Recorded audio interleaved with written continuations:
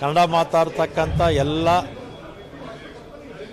ಪ್ರದೇಶಗಳು ಬೇರೆ ಬೇರೆ ರಾಜ್ಯಗಳಲ್ಲಿ ಇದ್ದಂಥ ಎಲ್ಲ ಪ್ರದೇಶಗಳನ್ನು ಹೈದರಾಬಾದ್ ಕರ್ನಾಟಕದಲ್ಲಿದ್ದಂಥ 4 ಜಿಲ್ಲೆ, ಬಾಂಬೆ ರಾಜ್ಯದಲ್ಲಿದ್ದಂಥ 3 ಜಿಲ್ಲೆ, ನೇರವಾಗಿ ಬ್ರಿಟಿಷ್ನವರೇ ಉಸ್ತುವಾರಿ ವಹಿಸ್ಕೊಂಡಿದ್ದಂಥ ಕೊಡಗು, ದಕ್ಷಿಣ ಕನ್ನಡ ಮತ್ತು ಅದಾದಮೇಲೆ ಬಳ್ಳಾರಿ ಆಂಧ್ರ ಪ್ರದೇಶದಿಂದ, ಅಂದರೆ ಕನ್ನಡಿಗರೆಲ್ಲ ಕೂಡ ಒಂದು ರಾಜ್ಯ ಒಂದು ಇದರಲ್ಲಿರಬೇಕು ಅಂತೇಳಿ ಆಗ ಕೇಂದ್ರ ಸರ್ಕಾರ ತೀರ್ಮಾನ ತಗೊಂಡು ನಮ್ಮ ಥರನೇ ಬೇರೆ ಭಾಷೆಯವರು ಕೂಡ ರಾಜ್ಯಗಳು ಮಾಡಿಕೊಟ್ಟಿದ್ದಾರೆ.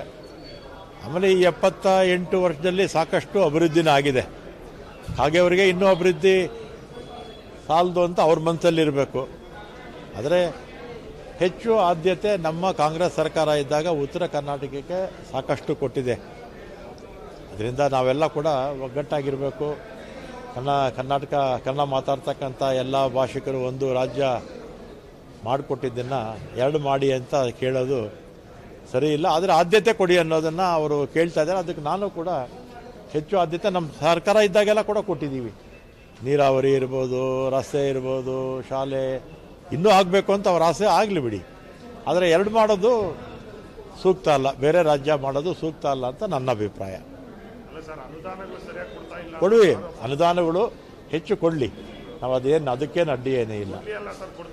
ಈಗ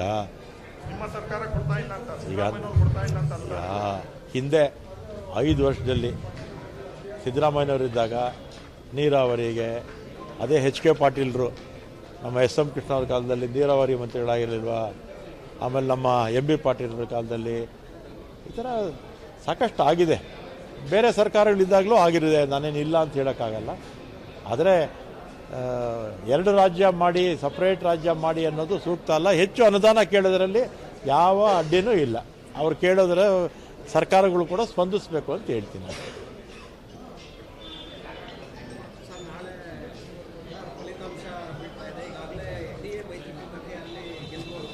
ಈಗ ನಾನು ಮಾಧ್ಯಮದಲ್ಲಿ, ಸೋಷಿಯಲ್ ಮೀಡಿಯಾದಲ್ಲಿ ಎಲ್ಲ ಕಡೆ ನೋಡಿದೆ.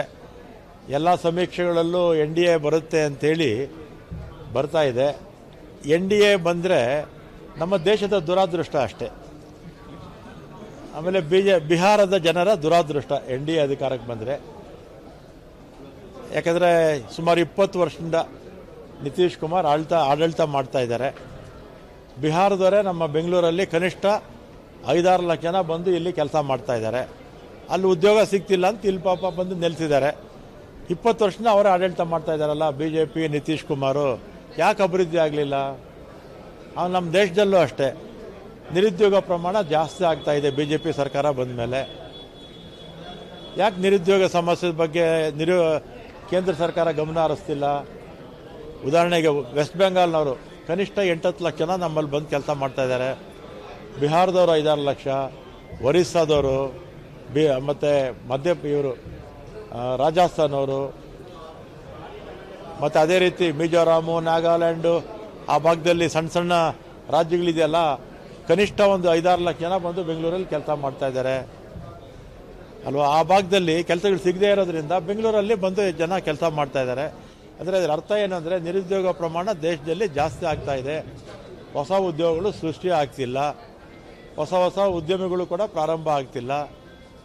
ಕೇಂದ್ರ ಸರ್ಕಾರ ಇದ್ರ ಬಗ್ಗೆ ಗಮನ ಹರಿಸ್ತಿಲ್ಲ. ಆದ್ದರಿಂದ ನಿರುದ್ಯೋಗ ಕೇಂದ್ರದಲ್ಲೂ ಜಾಸ್ತಿ ಆಗಿದೆ. ನಿತೀಶ್ ಕುಮಾರ್ ಅವರ ಆಡಳಿತದಲ್ಲಿ 20 ವರ್ಷದಲ್ಲಿ ಅಭಿವೃದ್ಧಿ ಆಗದೇ ಇರೋದ್ರಿಂದ ನಿರುದ್ಯೋಗ ಅಲ್ಲೂ ಜಾಸ್ತಿ ಇದೆ. ಬಡತನ ಏನು ಅಲ್ಲೂ ನಿವಾರಣೆ ಏನಾಗಲಿಲ್ಲ. ಅದಕ್ಕೆ ನಾನು ಹೇಳಿದ್ದು ಮತ್ತೆ NDA ಬಂದರೆ ನಮ್ಮ ಬಿಹಾರದ ಜನರ ದುರಾದೃಷ್ಟ ಅಂತ ಅಷ್ಟೇ. ಕ್ರಾಂತಿನೂ ಇಲ್ಲ, ಯಾವುದೂ ಇಲ್ಲಪ್ಪ. ಇಲ್ಲ, ನಾನು ಆವತ್ತಿಂದ ಹೇಳ್ತಾ ಇದ್ದೀನಲ್ಲ, ಕ್ರಾಂತಿ ಅನ್ನೋದೇನೇ ಇಲ್ಲ. ಇದೆಲ್ಲ ಕೂಡ BJPಯವರು ಮಾಧ್ಯಮಗಳಿಗೆ ಸುಳ್ಳು ಮಾಹಿತಿ ಕೊಡೋದ್ರ ಮುಖಾಂತರ ನೀವು ತೋರಿಸ್ತೀರಲ್ಲ, ಪ್ರಿಂಟ್ ಮೀಡಿಯಾದವರು, ಎಲೆಕ್ಟ್ರಾನಿಕ್ ಮೀಡಿಯಾದವರು. ಪ್ರಿಂಟ್ ಮೀಡಿಯಾ, ಎಲೆಕ್ಟ್ರಾನಿಕ್ ಮೀಡಿಯಾದವ್ರು ನೀವು ತೋರಿಸೋದ್ರಿಂದ ಅವ್ರು ಹೇಳ್ತಾ ಇರ್ತಾರೆ. ನೀವು ತೋರಿಸಲಿಲ್ಲ ಅಂದರೆ ಅವ್ರು ಹೇಳೋದೇ ಇಲ್ಲ. ನೀವು ತೋರಿಸೋದು ನಿಲ್ಲಿಸಿ, ಅವ್ರು ಮಾತಾಡೋದೇ ನಿಲ್ಲಿಸ್ಬಿಡ್ತಾರೆ ಅಲ್ವಾ ರಾಚಪ್ಪ? ವೈಟ್ ವಾಶ್ ಆಗುತ್ತೆ ಕಾಂಗ್ರೆಸ್ ಅಂತ ಹೇಳಿ ತುಮಕೂರಲ್ಲಿ ಕಾಂಗ್ರೆಸ್ ವೈಟ್ ಅದು ಅವ್ರ ವೈಯಕ್ತಿಕ ಅಭಿಪ್ರಾಯನಪ್ಪ. ರಾಜಣ್ಣವರು ಆ ರೀತಿ ಹೇಳಿರ್ತಕ್ಕಂಥದ್ದು ಅವ್ರ ವೈಯಕ್ತಿಕ ಅಭಿಪ್ರಾಯ. ನನ್ನ ಅಭಿಪ್ರಾಯದಲ್ಲಿ 2028 ಚುನಾವಣೆಯಲ್ಲೂ ಕೂಡ ನಮ್ಮ ಪಕ್ಷನೇ ಅಧಿಕಾರಕ್ಕೆ ಬರುತ್ತೆ. ಸಿದ್ದರಾಮಯ್ಯನವರು, ಶಿವಕುಮಾರ್ ನೇತೃತ್ವದಲ್ಲಿ, ಇನ್ನಿತರ ಎಲ್ಲರ ನೇತೃತ್ವದಲ್ಲಿ. ಕಾರಣ ಇನ್ನೊಂದು ಕಾರಣ, ನಾವು ಕೆಲಸ ಮಾಡೋದು ಒಂದು ಕಾರಣ, ಆದರೆ ಇನ್ನೊಂದು ಕಾರಣ ವಿಪಕ್ಷದಲ್ಲಿ ನಾಯಕತ್ವದ ಕೊರತೆ ಇದೆ. ಬಿ ಜೆ ಪಿನಲ್ಲಿ ನಾಯಕತ್ವದ ಕೊರತೆ ಇದೆ. JDS ಬಿ ಜೆ ಪಿ ಜೊತೆ ಸೇರ್ಕೊಂಡ್ಮೇಲೆ ಅಲ್ಲೂ ಕೂಡ ಅವ್ರ ಪಕ್ಷ ಬಲಹೀನ ಆಗ್ತಾ ಇದೆ. ನಾಯಕತ್ವದ ಕೊರತೆಯಿಂದ BJP ಪಕ್ಷ ಸೊರಗೋಗ್ತಾ ಇದೆ. ಈಗಿರ್ತಕ್ಕಂಥ ಸ್ಥಾನಗಳು ಕೂಡ ಮುಂದಿನ ಚುನಾವಣೆಯಲ್ಲಿ ಅವರಿಗೆ ಬರೋದಿಲ್ಲ. ನಮ್ಮ ಪಕ್ಷ ಮತ್ತೆ 2028ಕ್ಕೆ 136ಕ್ಕಿಂತಲೂ ಹೆಚ್ಚು ಸ್ಥಾನಗಳಲ್ಲಿ ನಾವು ಜಯ ಗಳಿಸ್ತೀವಿ. ಕನ್ನಡ ಮಾತಾಡ್ತಕ್ಕಂಥ ಎಲ್ಲ ಪ್ರದೇಶಗಳು, ಬೇರೆ ಬೇರೆ ರಾಜ್ಯಗಳಲ್ಲಿ ಇದ್ದಂಥ ಎಲ್ಲ ಪ್ರದೇಶಗಳನ್ನು, ಹೈದರಾಬಾದ್ ಕರ್ನಾಟಕದಲ್ಲಿದ್ದಂಥ 4 ಜಿಲ್ಲೆ, ಬಾಂಬೆ ರಾಜ್ಯದಲ್ಲಿದ್ದಂಥ 3 ಜಿಲ್ಲೆ, ನೇರವಾಗಿ ಬ್ರಿಟಿಷ್ನವರೇ ಉಸ್ತುವಾರಿ ವಹಿಸ್ಕೊಂಡಿದ್ದಂಥ ಕೊಡಗು, ದಕ್ಷಿಣ ಕನ್ನಡ, ಮತ್ತು ಅದಾದಮೇಲೆ ಬಳ್ಳಾರಿ, ಆಂಧ್ರ ಪ್ರದೇಶದಿಂದ, ಅಂದರೆ ಕನ್ನಡಿಗರೆಲ್ಲ ಕೂಡ ಒಂದು ರಾಜ್ಯ, ಒಂದು ಇದರಲ್ಲಿರಬೇಕು ಅಂತೇಳಿ ಆಗ ಕೇಂದ್ರ ಸರ್ಕಾರ ತೀರ್ಮಾನ ತಗೊಂಡು ನಮ್ಮ ಥರನೇ ಬೇರೆ ಭಾಷೆಯವರು ಕೂಡ ರಾಜ್ಯಗಳು ಮಾಡಿಕೊಟ್ಟಿದ್ದಾರೆ. ಆಮೇಲೆ ಈ 78 ವರ್ಷದಲ್ಲಿ ಸಾಕಷ್ಟು ಅಭಿವೃದ್ಧಿನ ಆಗಿದೆ. ಹಾಗೆ ಅವರಿಗೆ ಇನ್ನೂ ಅಭಿವೃದ್ಧಿ ಸಾಲದು ಅಂತ ಅವ್ರ ಮನಸ್ಸಲ್ಲಿರಬೇಕು. ಆದರೆ ಹೆಚ್ಚು ಆದ್ಯತೆ ನಮ್ಮ ಕಾಂಗ್ರೆಸ್ ಸರ್ಕಾರ ಇದ್ದಾಗ ಉತ್ತರ ಕರ್ನಾಟಕಕ್ಕೆ ಸಾಕಷ್ಟು ಕೊಟ್ಟಿದೆ. ಅದರಿಂದ ನಾವೆಲ್ಲ ಕೂಡ ಒಗ್ಗಟ್ಟಾಗಿರಬೇಕು. ಕನ್ನಡ ಮಾತಾಡ್ತಕ್ಕಂಥ ಎಲ್ಲ ಭಾಷಿಕರು ಒಂದು ರಾಜ್ಯ ಮಾಡಿಕೊಟ್ಟಿದ್ದನ್ನು 2 ಮಾಡಿ ಅಂತ ಕೇಳೋದು ಸರಿ ಇಲ್ಲ. ಆದರೆ ಆದ್ಯತೆ ಕೊಡಿ ಅನ್ನೋದನ್ನು ಅವರು ಕೇಳ್ತಾ ಇದ್ದಾರೆ. ಅದಕ್ಕೆ ನಾನು ಕೂಡ ಹೆಚ್ಚು ಆದ್ಯತೆ ನಮ್ಮ ಸರ್ಕಾರ ಇದ್ದಾಗೆಲ್ಲ ಕೂಡ ಕೊಟ್ಟಿದ್ದೀವಿ. ನೀರಾವರಿ ಇರ್ಬೋದು, ರಸ್ತೆ ಇರ್ಬೋದು, ಶಾಲೆ ಇನ್ನೂ ಆಗಬೇಕು ಅಂತ ಅವ್ರ ಆಸೆ ಆಗಲಿ ಬಿಡಿ. ಆದರೆ 2 ಮಾಡೋದು ಸೂಕ್ತ ಅಲ್ಲ, ಬೇರೆ ರಾಜ್ಯ ಮಾಡೋದು ಸೂಕ್ತ ಅಲ್ಲ ಅಂತ ನನ್ನ ಅಭಿಪ್ರಾಯ. ಕೊಡುವಿ, ಅನುದಾನಗಳು ಹೆಚ್ಚು ಕೊಡಲಿ, ನಾವು ಅದಕ್ಕೇನು ಅಡ್ಡಿ ಏನೇ ಇಲ್ಲ. ಈಗ ಹಿಂದೆ 5 ವರ್ಷದಲ್ಲಿ ಸಿದ್ದರಾಮಯ್ಯನವರಿದ್ದಾಗ ನೀರಾವರಿಗೆ ಅದೇ HK ಪಾಟೀಲರು, ನಮ್ಮ SM ಕೃಷ್ಣ ಅವ್ರ ಕಾಲದಲ್ಲಿ ನೀರಾವರಿ ಮಂತ್ರಿಗಳಾಗಿರಲಿಲ್ವಾ, ಆಮೇಲೆ ನಮ್ಮ MB ಪಾಟೀಲರ ಕಾಲದಲ್ಲಿ ಈ ಥರ ಸಾಕಷ್ಟು ಆಗಿದೆ.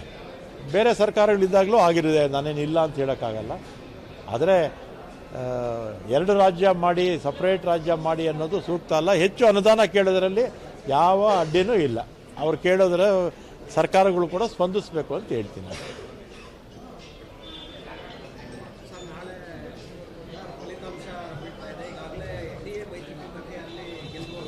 ಈಗ ನಾನು ಮಾಧ್ಯಮದಲ್ಲಿ, ಸೋಷಿಯಲ್ ಮೀಡಿಯಾದಲ್ಲಿ ಎಲ್ಲ ಕಡೆ ನೋಡಿದೆ. ಎಲ್ಲ ಸಮೀಕ್ಷೆಗಳಲ್ಲೂ NDA ಬರುತ್ತೆ ಅಂಥೇಳಿ ಬರ್ತಾ ಇದೆ. NDA ಬಂದರೆ ನಮ್ಮ ದೇಶದ ದುರಾದೃಷ್ಟ ಅಷ್ಟೇ. ಆಮೇಲೆ ಬಿಹಾರದ ಜನರ ದುರಾದೃಷ್ಟ NDA ಅಧಿಕಾರಕ್ಕೆ ಬಂದರೆ.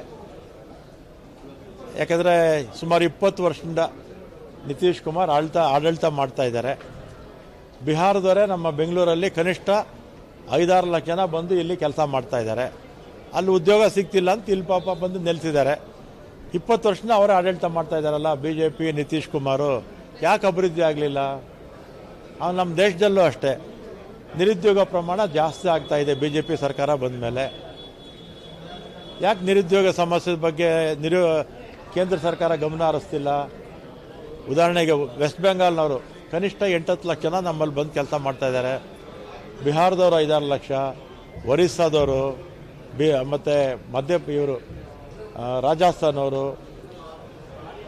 ಮತ್ತು ಅದೇ ರೀತಿ ಮಿಜೋರಾಮು, ನಾಗಾಲ್ಯಾಂಡು ಆ ಭಾಗದಲ್ಲಿ ಸಣ್ಣ ಸಣ್ಣ ರಾಜ್ಯಗಳಿದೆಯಲ್ಲ, ಕನಿಷ್ಠ ಒಂದು 5-6 ಲಕ್ಷ ಜನ ಬಂದು ಬೆಂಗಳೂರಲ್ಲಿ ಕೆಲಸ ಮಾಡ್ತಾ ಇದ್ದಾರೆ ಅಲ್ವಾ. ಆ ಭಾಗದಲ್ಲಿ ಕೆಲಸಗಳು ಸಿಗದೇ ಇರೋದ್ರಿಂದ ಬೆಂಗಳೂರಲ್ಲಿ ಬಂದು ಜನ ಕೆಲಸ ಮಾಡ್ತಾ ಇದ್ದಾರೆ. ಅಂದರೆ ಅದರ ಅರ್ಥ ಏನಂದರೆ ನಿರುದ್ಯೋಗ ಪ್ರಮಾಣ ದೇಶದಲ್ಲಿ ಜಾಸ್ತಿ ಆಗ್ತಾ ಇದೆ. ಹೊಸ ಉದ್ಯೋಗಗಳು ಸೃಷ್ಟಿ ಆಗ್ತಿಲ್ಲ, ಹೊಸ ಉದ್ಯಮಿಗಳು ಕೂಡ ಪ್ರಾರಂಭ ಆಗ್ತಿಲ್ಲ. ಕೇಂದ್ರ ಸರ್ಕಾರ ಇದ್ರ ಬಗ್ಗೆ ಗಮನ ಹರಿಸ್ತಿಲ್ಲ. ಆದ್ದರಿಂದ ನಿರುದ್ಯೋಗ ಕೇಂದ್ರದಲ್ಲೂ ಜಾಸ್ತಿ ಆಗಿದೆ. ನಿತೀಶ್ ಕುಮಾರ್ ಅವರ ಆಡಳಿತದಲ್ಲಿ 20 ವರ್ಷದಲ್ಲಿ ಅಭಿವೃದ್ಧಿ ಆಗದೆ ಇರೋದ್ರಿಂದ ನಿರುದ್ಯೋಗ ಅಲ್ಲೂ ಜಾಸ್ತಿ ಇದೆ, ಬಡತನ ಏನು ಅಲ್ಲೂ ನಿವಾರಣೆ ಏನಾಗಲಿಲ್ಲ.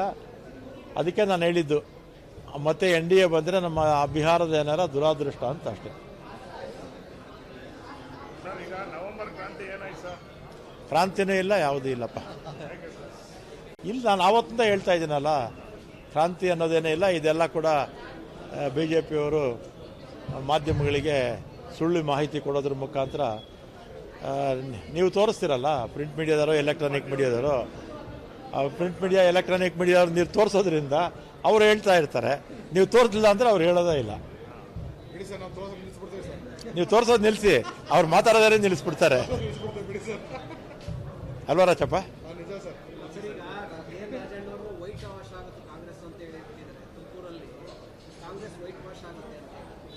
ಅದು ಅವ್ರ ವೈಯಕ್ತಿಕ ಅಭಿಪ್ರಾಯನಪ್ಪ. ರಾಜಣ್ಣವರು ಆ ರೀತಿ ಹೇಳಿರ್ತಕ್ಕಂಥದ್ದು ಅವ್ರ ವೈಯಕ್ತಿಕ ಅಭಿಪ್ರಾಯ.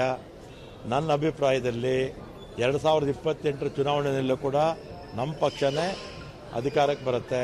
ಸಿದ್ದರಾಮಯ್ಯನವರು, ಶಿವಕುಮಾರ್ ನೇತೃತ್ವದಲ್ಲಿ, ಇನ್ನಿತರ ಎಲ್ಲರ ನೇತೃತ್ವದಲ್ಲಿ.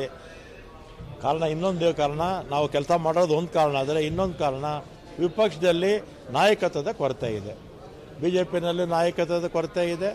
JDS BJP ಜೊತೆ ಸೇರ್ಕೊಂಡ್ಮೇಲೆ ಅಲ್ಲೂ ಕೂಡ ಅವ್ರ ಪಕ್ಷ ಬಲಹೀನ ಆಗ್ತಾ ಇದೆ. ನಾಯಕತ್ವದ ಕೊರತೆಯಿಂದ BJP ಪಕ್ಷ ಸೊರಗೋಗ್ತಾ ಇದೆ. ಈಗಿರ್ತಕ್ಕಂಥ ಸ್ಥಾನಗಳು ಕೂಡ ಮುಂದಿನ ಚುನಾವಣೆಯಲ್ಲಿ ಅವ್ರಿಗೆ ಬರೋದಿಲ್ಲ.